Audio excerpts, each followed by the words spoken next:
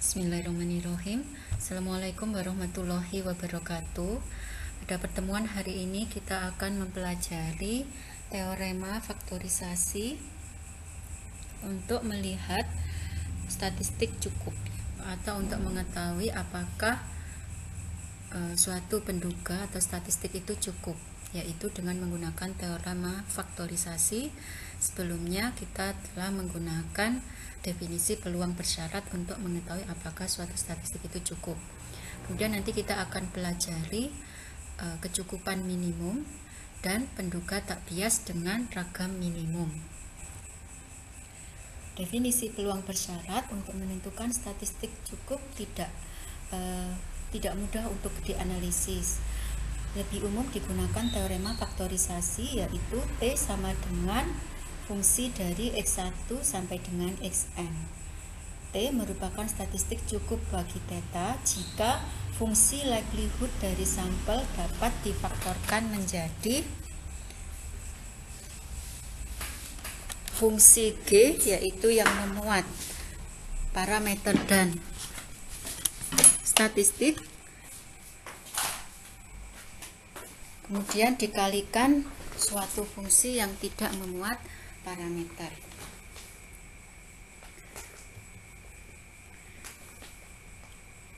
Jadi fungsi yang memuat parameter dan statistik ini merupakan bentuk dari statistik cukup.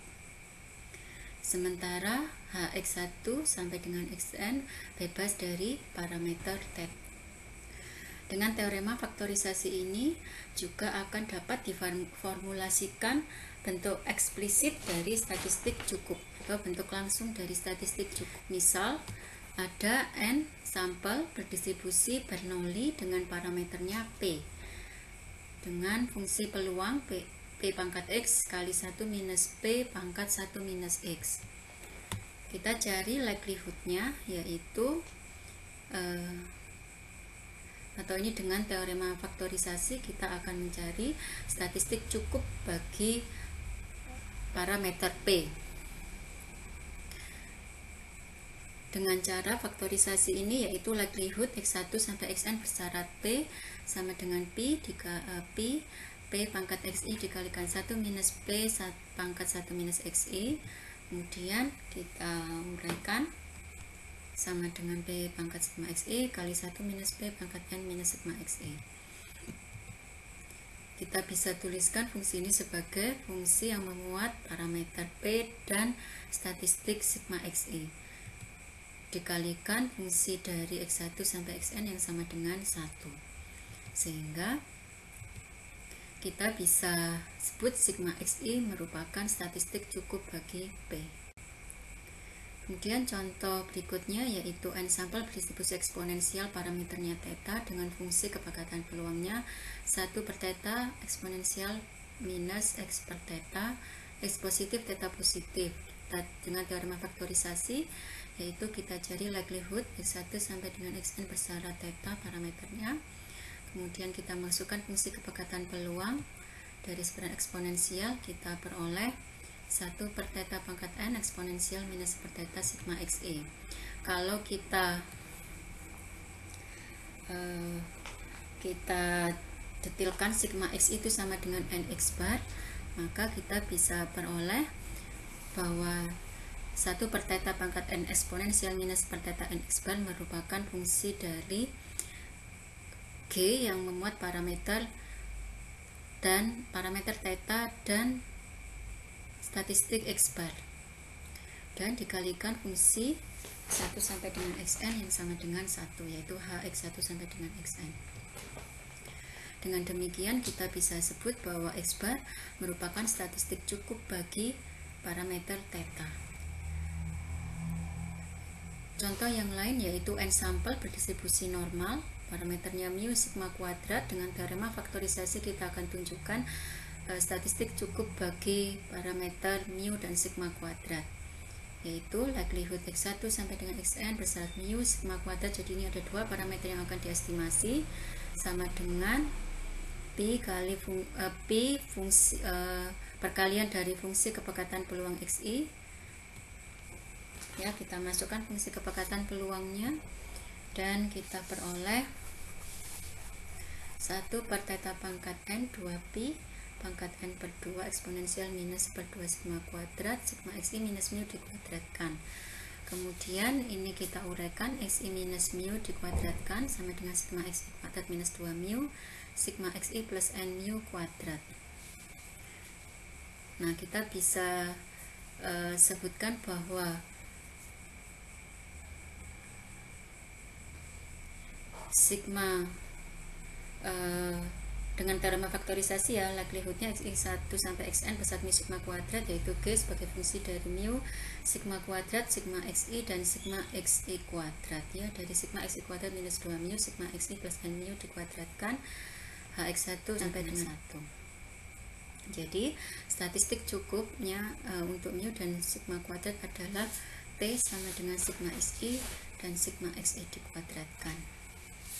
Ini merupakan statistik cukup gabungan bagi parameter theta yang terdiri dari mu dan sigma kuadrat. Kemudian setelah kita mempelajari statistik cukup dengan menggunakan pendekatan faktorisasi, kita akan mempelajari definisi dari kecukupan minimum dan penduga tak bias dengan ragam minimum atau yang disebut sebagai minimum variance unbiased estimator atau MVUA.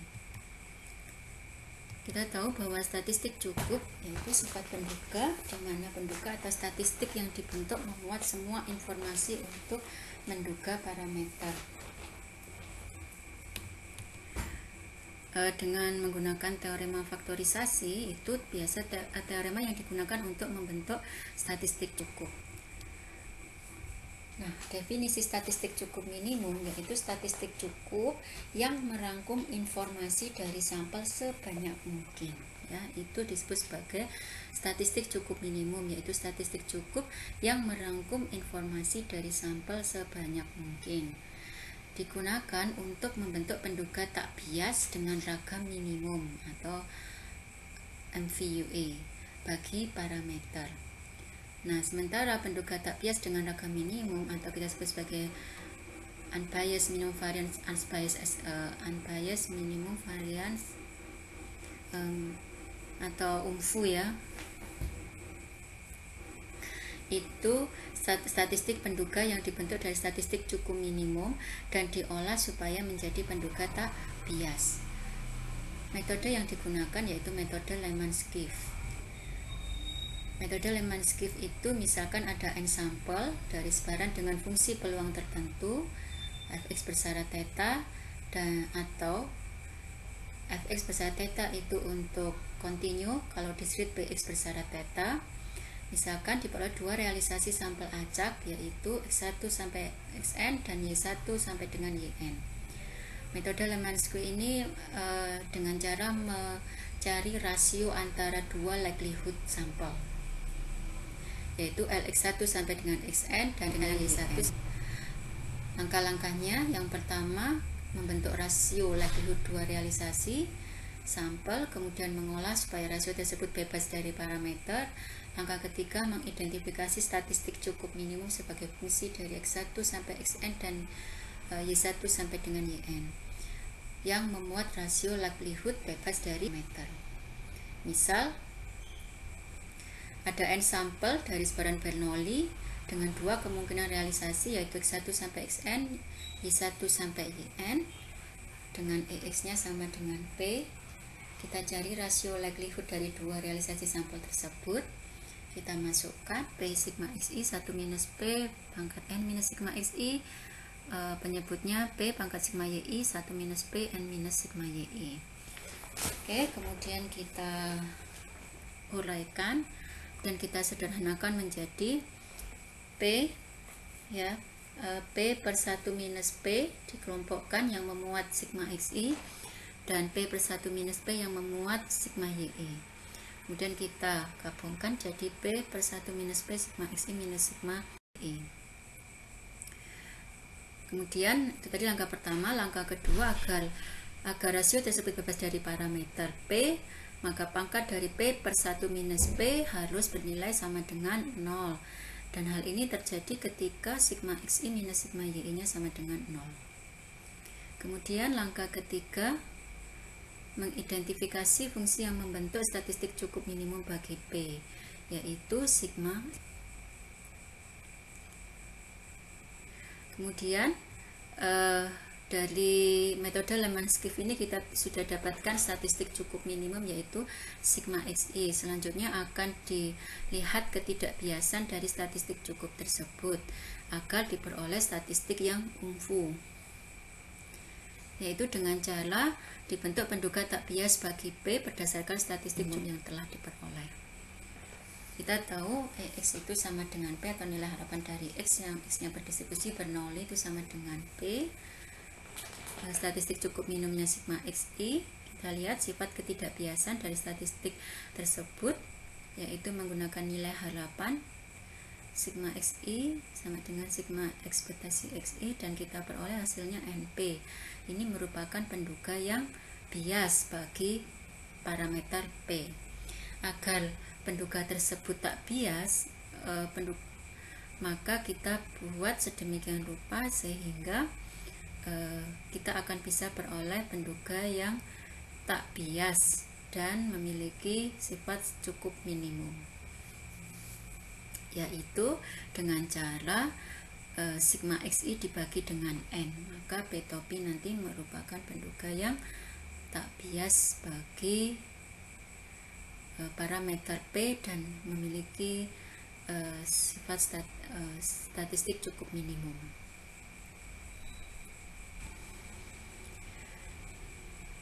Nah, kalau kita buktikan di mana P topinya sigma XI per N, maka akan diperoleh P topi yang sama dengan sigma XI per N merupakan penduga yang tak bias. Disebut juga karena tak bias, cukup minimum tak bias, maka kita bisa sebut bahwa P topi yang sama dengan sigma XI per N merupakan penduga yang unfu karena dibentuk dari statistik cukup minimum dan bersifat tak bias.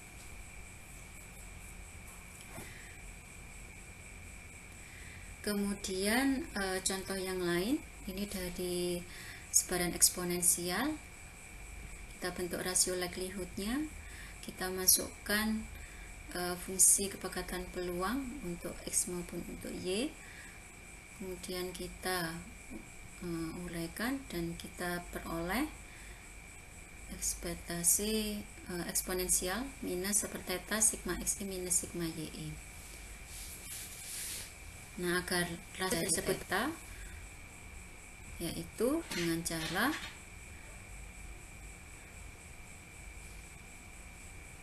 pangkat pada eksponensial itu harus bernilai 0, ya, supaya nanti rasio likelihoodnya bebas dari theta, dan akan terjadi jika sigma XI sama dengan sigma YI.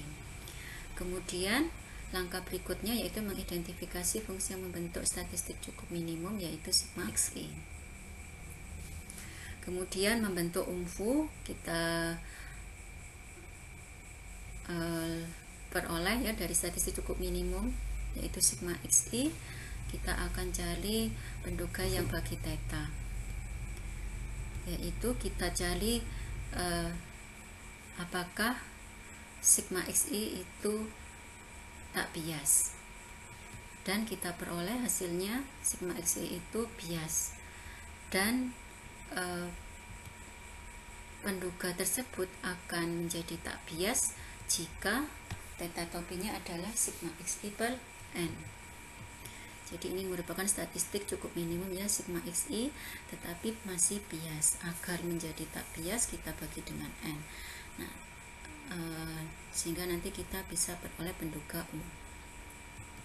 Nah, ini kita buktikan dengan mencari nilai harapan theta topi dan diperoleh theta topi sama dengan theta, atau theta topi yang sama dengan sigma XI per N merupakan penduga yang unfu karena dibentuk dari statistik cukup minimum dan tak bias.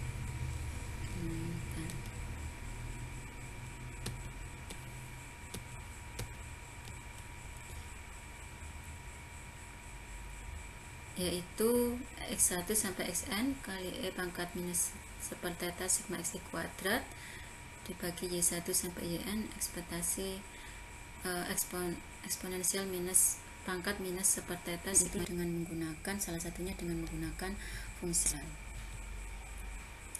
yaitu ya, kita misalkan U sama dengan X kuadrat. Masih diingat ya langkah-langkah untuk fungsi sebaran. Kita cari fungsi sebaran kumulatifnya, yaitu P U kurang dari sama dengan U. Kita masukkan U nya tadi sama dengan X kuadrat ya, Px kurang dari sama dengan akar U. Nah, itu tidak lain sama dengan fungsi kumulatif bagi X ya, nilai akar U. Kemudian langkah berikutnya kita turunkan dari fungsi kumulatif tadi, yaitu dfx akar U du sama dengan 1 per theta eksponensial minus U per theta.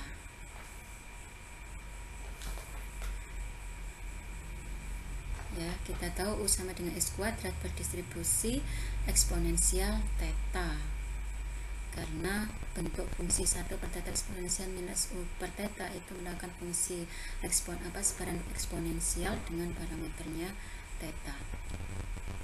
Sehingga kita ikuti definisi sebaran eksponensial, nilai harapan dari X kuadrat sama dengan theta.